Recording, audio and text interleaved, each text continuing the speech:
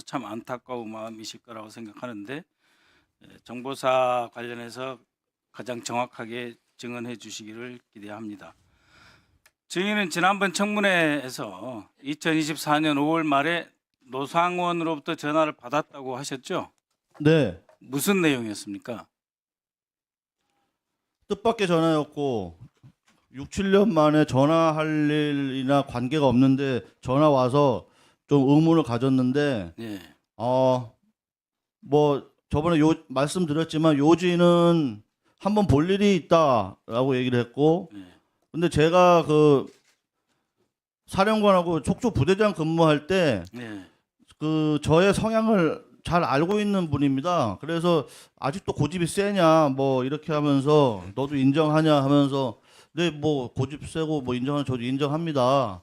라면서 뭐 그게 주 내용이었고 전화를 바로 끊었고 저는 한참 왜 이런 전화 했을까라고 의문을 가졌는데 그 의문이 계엄 이후에 풀렸습니다.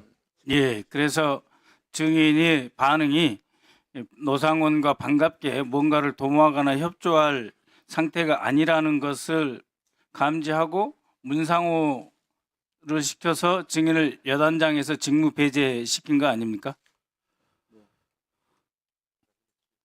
저도 역으로 생각해 보니까 이게 사실 거리가 안 되는데 제가 문제가 돼가지고 왜 이런 일이 생겼을까라고 했을 때 계엄이라고 이게 전제를 하니까 사실 그 노상원 사령관은 저하고 같이 호흡을 맞춰서 할 수 없다는 걸 본인도 알고 저도 압니다. 그래서 저기 문상호 사령관하고 둘이 그 협의해서 저를 좀 배제시키려는 노력을 한 게 아닐까 이런 의문을 가지고 있습니다. 의구심을 가지고 있습니다. 예. 5월 통화 이후 한 달 뒤에 정보사 역사상 초유의 기물 유출 간첩 사건이 터졌고 그저께 20년형을 1심에서 받았습니다.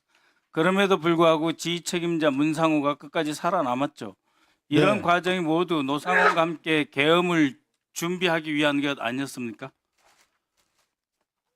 결국 지금은 다 그렇게 판단이 되고 그럴 가능성이 높다고 저도 생각을 하고 있습니다. 사실 그게 언론에는 굉장히 크게 다루어졌는데 사실 언론에 다루어질 문제도 아니고 또 사건화가 생기는 문제도 아닙니다. 짧게 얘기를 하면은 그때 외부 영해사무실 지원이 그 문제가 됐는데 사실 외부 영해사무실이라는 거는 저희가 민간 영역하고 협력하거나 협업하기 위해서 운영을 하는 겁니다. 그게 예. 목적입니다. 휴민트 관리, 블랙여원 관리할 때 원래 그렇게 해오던 기관 조직이었다 이런 말씀이시죠? 그래서 그걸 사무실 지원한 거를 업무 배임으로 걸었고 예. 그래서 이건 시간이 없어서 네. 다른 질문으로 넘어가겠습니다. 노상원 수첩 보면 정치인 납치, 북한군 복장, 미군 살해 등 지극히 비상식적인 내용이 들어 있습니다. 또 수거 대상, 수집소 이런 표현이 있는데 이런 거는 정보사에서 쓰는 용어가 아니지 않습니까? 그런데 마치 김영현 노상원이 22차례나 만났고 거의 매일 통화를 한 사이로서 두 사람이 마치 암호를 만들듯이 이런 표현을 써가면서 정말 상상하기 어려운 그런 계획과 행동을 했는데 원래 노상원이 이런 사람이라고 생각하셨습니까?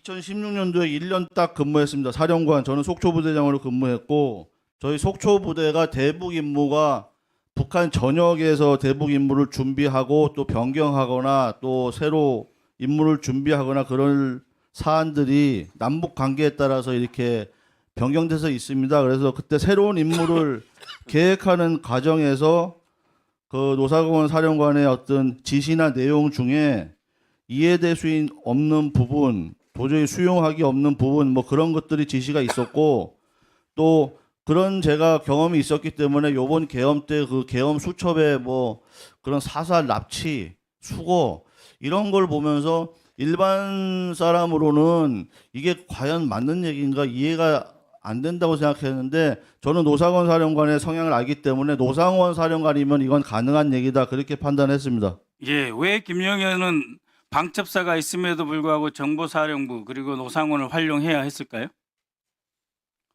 방첩사는 그 무력이나 완력 이런 어떤 특수 이런 인력이 없다고 알고 있고 예. 또 계엄에 필요한 어떤 그 작전이나 무력이나 뭐 이런 걸 동원하려면 방첩사는 안 맞고 예. 그건 뭐 알겠습니다. 정보사 그런 취지가 아닌가 싶습니다.